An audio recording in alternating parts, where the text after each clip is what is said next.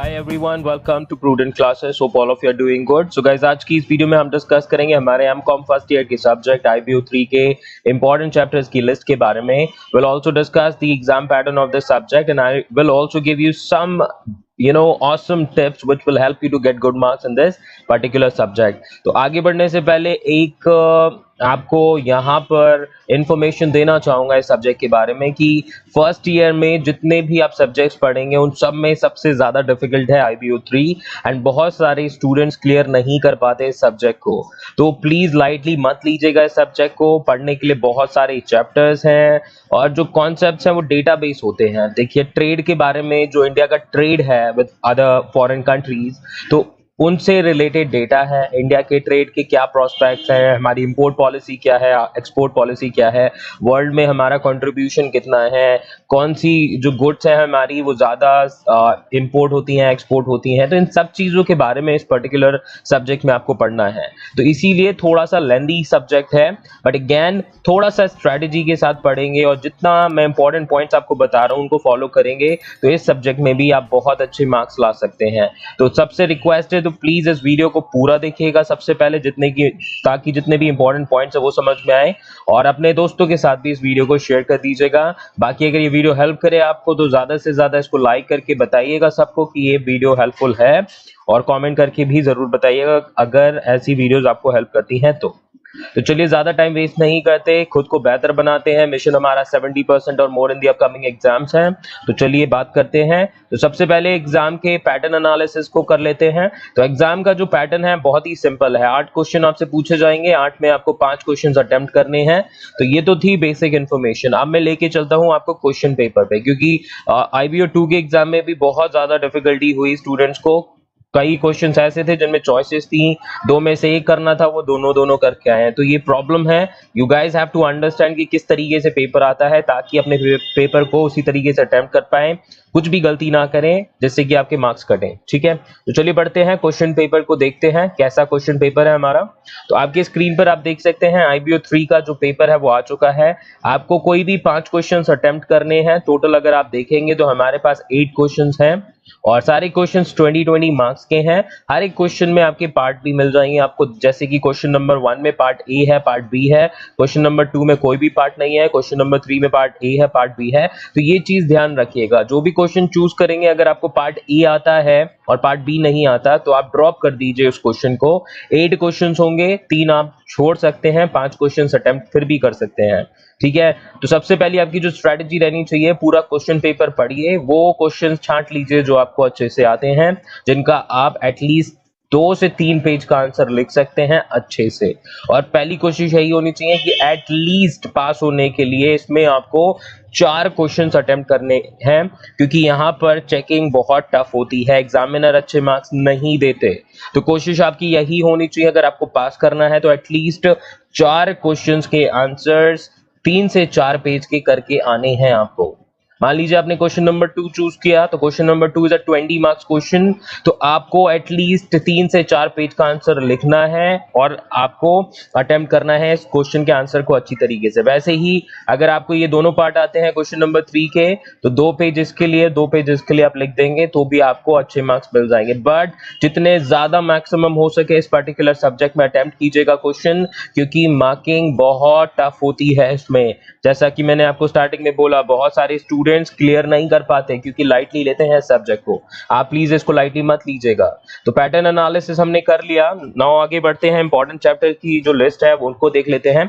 बाकी बहुत सारे स्टूडेंट्स जो हैं इंपॉर्टेंट क्वेश्चंस की लिस्ट मांग रहे थे, तो लिस्ट जो है मैंने ऑलरेडी टेलीग्राम चैनल पर अपलोड कर दी है, वो भी मैं आपको दिखा देता हूं. तो आप जब मेरे टेलीग्राम चैनल पर जाएंगे तो आपको वहां पर जाना है फाइल्स वाले ऑप्शन पर. और बहुत सारे स्टूडेंट्स हैं जो अभी भी टेलीग्राम चैनल को ज्वाइन नहीं कर रहे हैं. रिक्वेस्ट यू ऑल ज्वाइन कीजिए ज्यादा से ज्यादा, क्योंकि यहाँ पर बहुत सारी चीजों में मैं हेल्प कर रहा हूँ आपको. आप अगर नहीं ज्वाइन करेंगे तो बहुत सारी इंफॉर्मेशन मिस हो जाएगी आपकी. तो इसमें आपको फाइल्स में जाना है. फाइल्स में जाके आप देख सकते हैं कि IBO3 के मोस्ट एक्सपेक्टेड क्वेश्चंस की लिस्ट यहाँ पर ऑलरेडी. आपको इसको डाउनलोड करना है, आपको चैप्टर वाइज क्वेश्चंस की लिस्ट मिल जाएगी. तो देखिए हेल्प मैंने पूरी दे रखी है आपको. बाकी प्लेलिस्ट में बहुत सारी वीडियोस एडेड हैं इस पर्टिकुलर सब्जेक्ट की, आप उनको देखिए, उनसे आपको हेल्प मिलेगी. और जितना हो सकेगा I will try to provide you more videos आप जो भी मांगेंगे कमेंट करके पूछ सकते हैं, I will try to help you. तो चलिए अब आगे बढ़ते हैं इंपॉर्टेंट चैप्टर्स की लिस्ट। तो इंपॉर्टेंट चैप्टर्स की लिस्ट आपकी स्क्रीन पर आ चुकी है। तो मैंने टोटल 14 चैप्टर्स की यहाँ पे लिस्ट दी है, लेकिन इनमें से आपके considering the time that we have, I will be letting you know किन चैप्टर्स को आपको सबसे ज्यादा करना है।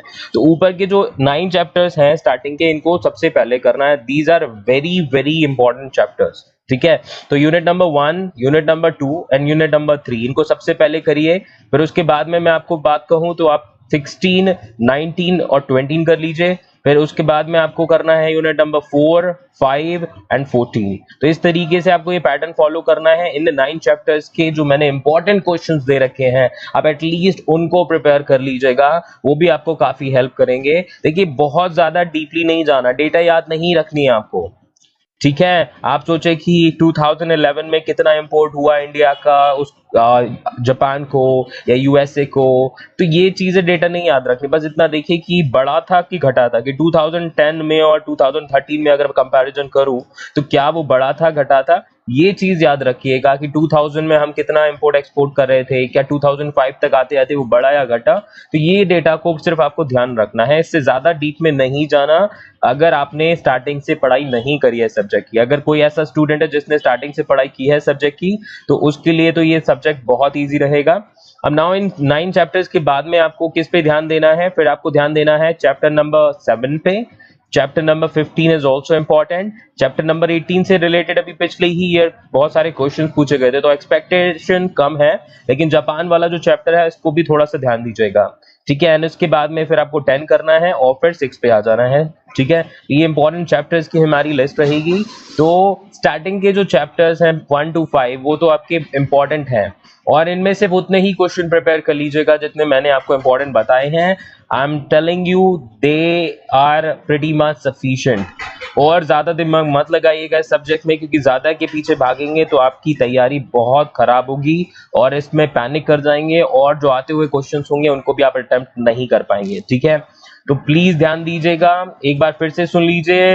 बैलेंस ऑफ पेमेंट इंपॉर्टेंट है, इंडिया का फॉरेन ट्रेड इंपॉर्टेंट है, इंडिया का वर्ल्ड ट्रेड है, हमारी ट्रेड पॉलिसी इंपॉर्टेंट है, केमिकल गुड्स के बारे में पढ़ लीजिए, सार्क और एशियन के बारे में पढ़ लीजिए, वेस्ट एशिया के बारे में पढ़ लीजिए, हमारा जो थोड़ा बहुत जो ट्रेड चल रहा है यूएसए के साथ में उसके बारे में जान लीजिए, ठीक है। इसके बाद में एक्सपोर्ट प्रमोशन वाला जो चैप्टर है उसके लिए हमने कौन कौन सी स्ट्रेटजीज ली हैं, एक्सपोर्ट प्रोसेसिंग वाला इंपॉर्टेंट है, सर्विसेज वाला क्वेश्चन आता है बट ये आप ऑलरेडी पढ़ चुके हैं। अगर मैं बात करूं IBU 1 और 2 में आपका बहुत सारे टॉपिक्स सर्विसेज से रिलेटेड हैं। इसके अलावा जेम्स ज्वेलरीज वाला इनका क्या प्रोस्पेक्ट है, कैसा चल रहा है, ये सब आपको पढ़ने की जरूरत है, ठीक है।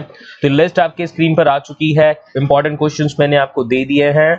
अब आपको सिर्फ तैयारी करनी है, ज्यादा के पीछे अगेन नहीं भागेगा, कोशिश कीजिएगा क्वालिटेटिव स्टडी करें, जितना हो सके जो भी पॉइंट्स है इंपॉर्टेंट समझ लीजिए, रटने की कोई भी जरूरत नहीं है डेटा को, ठीक है।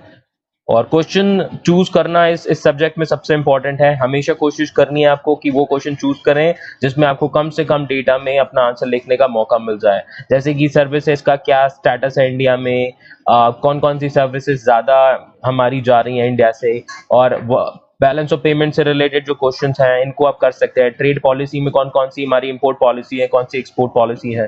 These kind of questions are very basic questions which you guys can write in the examinations. तो ऐसे क्वेश्चंस जब आपको दिखेंगे तो उनके आंसर्स आपको ड्रॉप नहीं करने। बाकी कोई भी आपको अगर क्वेरी है तो प्लीज आप कमेंट करके पूछेगा, I will try to answer you as much as possible. और प्लीज रिक्वेस्ट है ज्यादा से ज्यादा इस वीडियो को शेयर कीजिए और चैनल को सब्सक्राइब कर लीजिए फॉर फ्यूचर अपडेट्स। अभी के लिए इतना ही, thank you so much for watching. Stay safe, stay healthy, and perform awesome best in your exams. Bye bye.